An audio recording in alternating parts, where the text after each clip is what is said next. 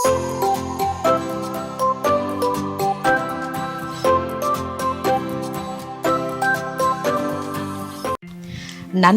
நாயகனாகிய கிறிஸ்து இயேசுவின் நாமத்தில் உங்களுக்கு என்னுடைய அன்பின் வாழ்த்துக்கள். இந்த காலை வேளையில் இந்த நேசரின் மன்னாவின் மூலமாக உங்களை சந்திப்பதில் நான் கிறிஸ்துவுக்குள் மகிழ்ச்சி அடைகிறேன். கர்த்தர் தாமே உங்களை ஆசீர்வதிப்பாராக. இந்த நாளிலும் யோவான் எழுதின சுவிசேஷம் 14ஆம் அதிகாரம் 16ஆம் வசனத்திலிருந்து 20ஆம் வசனம் வரைக்கும் நம்ம தியானிக்க போகிறோம்.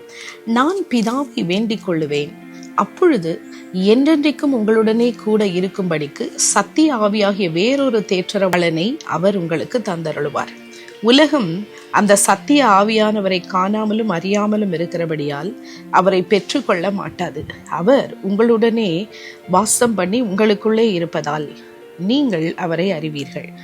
நான் உங்களை திக்கற்றவர்களாக விடேன், உங்களிடத்தில் வருவேன். இன்னும் கொஞ்சம் காலத்திலே உலகம் என்னை காணாது, நீங்களோ என்னை காண்பீர்கள். நான் பிழைக்கிறபடியினால் நீங்களும் பிழைப்பீர்கள்.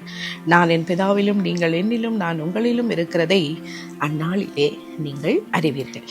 மாணவர்களே, இயேசு கிறிஸ்து சீஷர்களுக்கு சொன்ன வார்த்தைகள், சீஷர்களை உற்சாகப்படுத்தின வார்த்தைகளை நாம் தியானித்து கொண்டு இருக்கிறோம். தன்னை நேசித்து தன்னோடு கூட நடந்த சீஷர்களிடத்தில் அவர் எவ்வளவு பிரியமாய் அவர் இருக்கிறார். தன்னுடைய காரியங்கள் எல்லாம் தன்னுடைய உள்ளத்தை வெளிப்படுத்துகிறார். அது மாத்திரமல்ல, அவங்க எப்படி வாழணும் என்கிறதை அவங்க அழகாக அவர்களுக்கு சொல்லி தருகிறதை நம்ம இந்த இடத்துல நம்ம பார்க்கிறோம்.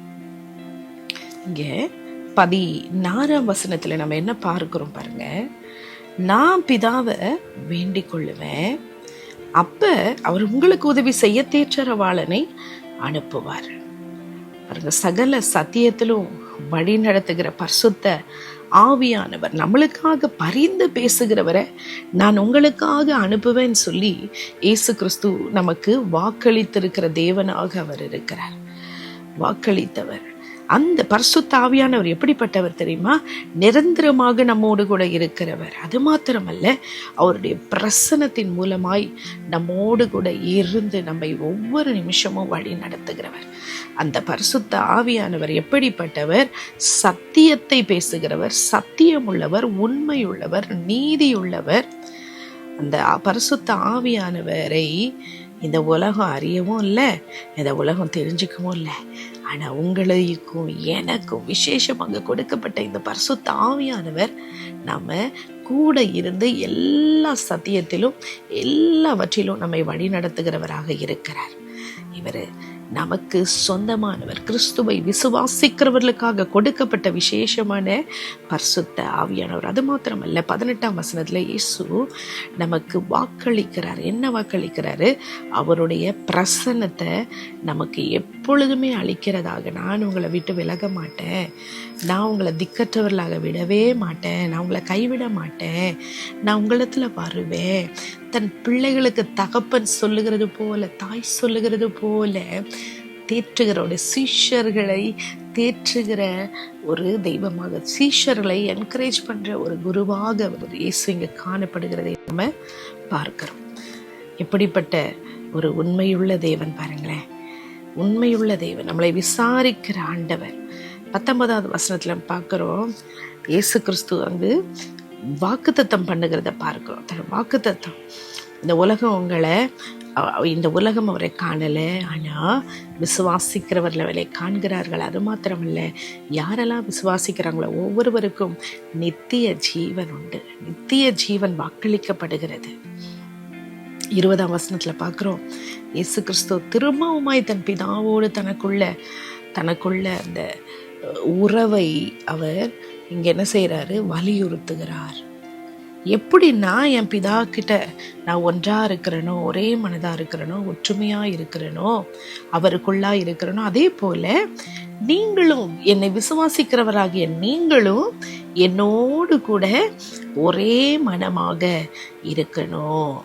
எனக்குள்ளாக நீங்க கட்டப்பட்டு இருக்கணும், எனக்குள்ளாக வாசம் செய்யப்படணும் அப்படின்னு சொல்லி ஆவியானவர் இங்கு நமக்கு தெளிவாய் சொல்லுகிறதை நாம பார்க்கிறோம். இப்ப இன்னைக்கு நம்மோடு கூட ஆவியானவர் இடைப்பட்ட காரியம் என்னன்னு பார்த்தோம்னா, ஆவியானவர் நமக்கு கொடுக்கப்பட்ட நிரந்தரமான உதவியாளர். யாரெல்லாம் இயேசுவை விசுவாசிக்கிறாங்களோ அவங்களோட வாழ்க்கையில இயேசுவின் பிரசன்னம் இருந்து அவங்கள வழி நடத்தும்ன்றதை பார்த்தோம். அது மாத்திரமல்ல, எப்படி இயேசு தன்னுடைய பிதாவோடு கூட ஒரு மனமாய் இருந்தாரோ, நாமும் கிறிஸ்துவோடு கூட ஒரு மனமாய் ஒவ்வொரு நாளும் அவரோடு கூட இணைந்து செயல்படுகிற வாழ்க்கை, அவரோடு கூட இணைந்து நம்ம செயல்பட்டால் மாத்திரம்தான், அவர் மூலமாக மாத்திரம்தான் நமக்கு நித்திய வாழ்வு உண்டு. ஸோ இன்றைக்கி நம்மளோட வாழ்க்கையில் நம்மை ஆராய்ந்து பார்ப்போம். நம்முடைய வாழ்க்கையில் ஆவியானவருடைய பிரசன்னத்தை நம்ம உணர்கிறோமா? ஆவியானவருடைய என்னெல்லாம் அவர் நமக்காக எது செய்கிறதுக்காக கொடுக்கப்பட்டிருக்கிறாரோ அதெல்லாம் உண்மையாலுமே நம்மளோட வாழ்க்கையில் நம்ம நடக்குதா? நம்ம அதை எக்ஸ்பீரியன்ஸ் பண்ணுறோமா? இயேசுவனுடைய வாக்குத்தத்தங்கள் நம்முடைய வாழ்க்கையில், அவருடைய பிரசனமும் வாக்குத்தத்தங்களும் நம்முடைய வாழ்க்கையில் ஆறுதலை கொண்டு வருகிறதா?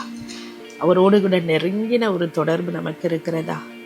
அவரோடு கூட இணைந்து அவருக்குள்ளாய் நாம் செயல்படுகிறோமா? இதை நம்ம ஆராய்ந்து பார்த்து எப்படி நம்முடைய வாழ்க்கையில் ஆவியானவருடைய வழி நடத்துதலை நம்ம உணரலைன்னா இன்றைக்கு நம்ம அவரிடத்துல ஒப்பு கொடுப்போமா? எங்கள் அன்பின் தெய்வமே, ஒவ்வொரு நாளும் ஆவியானவருடைய வழி நடத்துதலை நாங்கள் உணரும்படி உணர்வுள்ள இருதயத்தை தாரும் சுவாமி. ஆவியானவர் எங்களுக்காக கொடுக்கப்பட்டிருக்கிறாரே, இலவசமாய் கொடுக்கப்பட்டிருக்கிறாரே. அந்த ஆவியானவருடைய சமூகத்தை உணர்ந்து கிறிஸ்துவுக்குள்ள இன்னும் நெருங்க, ஆவியானவருடைய உதவியோடு கூட பாவத்திலிருந்து விலகி சத்தியத்துக்காய் நிற்க, கிறிஸ்துவை போல மாற, கிறிஸ்துவோடு கூட இணைந்து ஜீவிக்க கர்த்தர் கிருபை தருவீராக. இன்னும் உமக்குள்ளாய் ஊன்ற கட்டப்பட கர்த்தர் உதவி செய்யும் ஆண்டவரே.